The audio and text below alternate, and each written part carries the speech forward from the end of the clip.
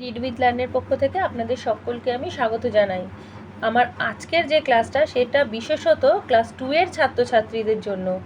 তা ক্লাস 2 এর ছাত্রছাত্রীরা তোমরা যদি আমার এই ভিডিওটা দেখো তোমরা অবশ্যই বুঝতে পারছো যে আমি আমার আগের ভিডিওটায় অষ্টম পাঠ অর্থাৎ বাংলা রবীন্দ্রনাথ ঠাকুরের লেখা যে বাংলা সহজ পাঠ দ্বিতীয় ভাগের আগের ক্লাসটা মানে আগের ভিডিওতে তোমাদের আমি অষ্টম পাঠ পড়িয়ে দিয়েছিলাম। তো এইবারে আমার এই ভিডিওটা অর্থাৎ এই ক্লাসটায় আমি তোমাদের কিন্তু নবম পাঠ ভালো করে পড়িয়ে দেব এবং বিভিন্ন বানানগুলি ভালো করে তোমাদের পড়ে বুঝিয়েও দেব। তো তোমরা যদি আমার এই পড়াটা ভালো করে শোনো এবং তোমরাও সেটা ভালো করে বানান করে পড়ো বাড়িতে, তোমরা অবশ্যই এই নবম পাঠের অধ্যায় থেকে যে কোনো কোয়েশ্চেন ভালোভাবেই তোমরা সলভ করতে পারবে এবং বিভিন্ন প্রশ্নের উত্তর দিতে পারবে। তো চলো দেরি না করে আমরা পড়া শুরু করে দিই। দেখো তোমরা এখানে দেখতে পাচ্ছ সহজ পাঠ নবম পাঠ, মানে আমরা আজকে যে অধ্যায়টা পড়বো সেটা হচ্ছে নবম পাঠ। তো নবম পাঠে কি আছে দেখো, প্রথমে লেখা আছে দেখো, বৃষ্টি নামলো দেখছি, সৃষ্টিধর ছাতাটা খুঁজে নিয়ে আয়, না না পেলে ভারী কষ্ট হবে।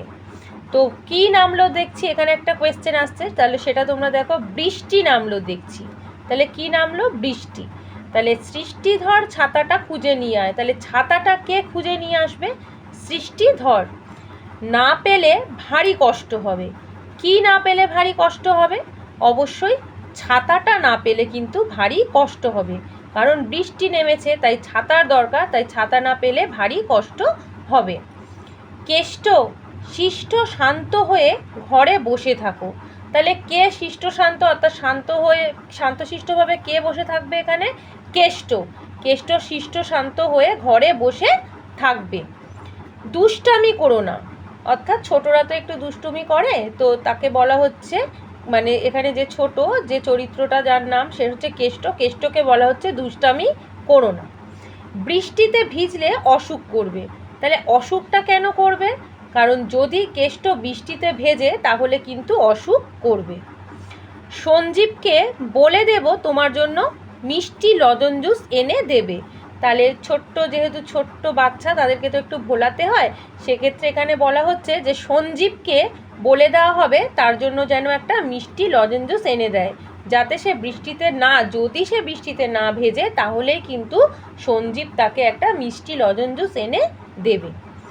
কাল যে তোমাকে খেলার খঞ্জনি দিলাম, অর্থাৎ একটা খেলনা, যেটা সেই খেলনাটার নাম হচ্ছে খঞ্জনি, তো কাল কেষ্টকে একটা খেলার খঞ্জনি দেওয়া হয়েছিল, ঠিক আছে, সেটা হারিয়েছো বুঝি।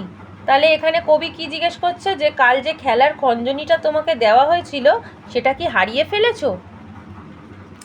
ও বাড়ি থেকে রঞ্জনকে ডেকে দেবো, তাহলে ও বাড়ি থেকে কাকে ডেকে দিতে বলা হচ্ছে, ও বাড়ি থেকে রঞ্জনকে ডেকে দেওয়ার কথা বলা হচ্ছে। কেন রঞ্জনকে ডাকা হবে, কারণ সে তোমার সঙ্গে খেলা করবে, অর্থাৎ কেষ্টর সঙ্গে রঞ্জন খেলা করবে বলে তাকে ও বাড়ি থেকে ডেকে আনা হচ্ছে। কাঞ্জিলাল ব্যাঙগুলো ঘরের মধ্যে আসে যে ঘর নষ্ট করবে, তাহলে কাঞ্জিলাল ব্যাঙগুলো যদি ঘরের মধ্যে এই বৃষ্টির সময় আসে তাহলে তারা কি করবে, ঘরটাকে ময়লা মানে নোংরা করবে, নষ্ট করবে, সেই বলা হচ্ছে। ওরে তুষ্টু ওদের তাড়িয়ে দে, তাহলে এই বৃষ্টি হলে যে ব্যাঙগুলো ঘরের মধ্যে মানে প্রবেশ করে তাদেরকে কি বলা হচ্ছে, তুষ্টু বলে একজনকে বলা হচ্ছে যে ওদের তাড়িয়ে দে। ঘন মেঘে সব অস্পষ্ট হয়ে এলো, মানে আকাশটা এতই ঘন কালো মেঘ জমে গেল যে চারিদিকটা যেন আবছা মনে হচ্ছিল। আর দৃষ্টি চলে না, মানে আর কিছু দেখা যাচ্ছে না। বোষ্টমী গান গাইতে এসেছে, তাহলে কে গান গাইতে এসেছে প্রশ্নটা যদি হয়, তাহলে বোষ্টমী গান গাইতে এসেছে। ওকে নিষ্ঠুর হয়ে বাইরে রেখো না, মানে বৃষ্টিতে বোষ্টমীকে কিন্তু নিষ্ঠুর হয়ে বাইরে রেখো না, এ কথাটি বলা হচ্ছে। বৃষ্টিতে ভিজে যাবে আর কষ্ট পাবে, তাহলে বোষ্টমী যদি বৃষ্টিতে ভিজে যায় তাহলে তার কি হবে, হ্যাঁ কষ্ট হবে। তো এবার আমি চলে আসছি যে যুক্ত বর্ণে যে বানানগুলো, যেগুলো তোমাদের পড়তে যদি অসুবিধা হয় সেক্ষেত্রে আমি পড়িয়ে দিচ্ছি, তোমরা সহজভাবেই সেটা পড়তে পারবে। দেখো, বয়রি ব্রি পেট কাটা মধ্যে শয়টয় হস্যি, এটা কি হলো, দেখো বৃষ্টি। দন্তে শয়রি শ্রী পেট কাটা মধ্যে শয়টয় হস্যি, সৃষ্টি ধর অধর, সৃষ্টি ধর।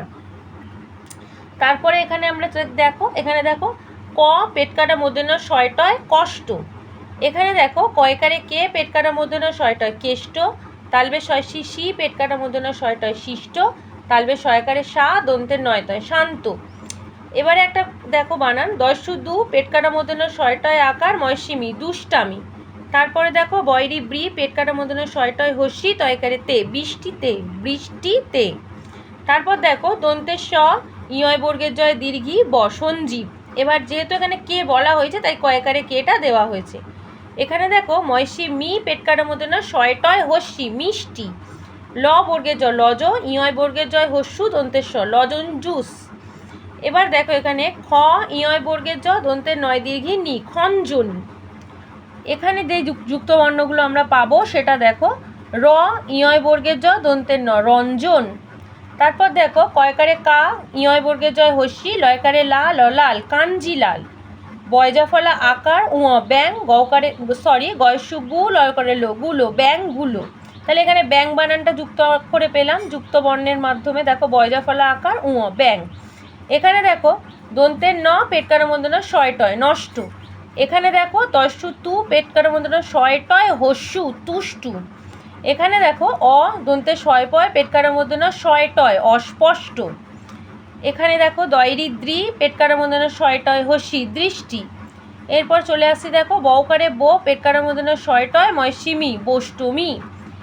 এই দেখো দন্তের নয়সি নি দন্তের নয়সি নি পেট কাটার মধ্যে শয়টয় হস্যু বয়শুনর নিষ্ঠুর।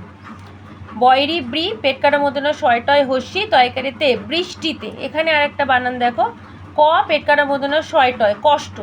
তাহলে এই নবম পাঠের মধ্যে যে যে যুক্তবর্ণের বানানগুলো আছে সেগুলো কিন্তু আমি তোমাদের সেই যুক্তবর্ণের বানানগুলো উচ্চারণ করে পড়িয়ে দিলাম, যাতে তোমরা সহজেই এই যে নবম পাঠ এখান থেকে যে কোনো প্রশ্নের উত্তর বানান করে হোক আর সহজে মানে জেনে নিয়ে যেভাবে হোক সেভাবে তোমরা উত্তরটা কিন্তু দিতে পারবে।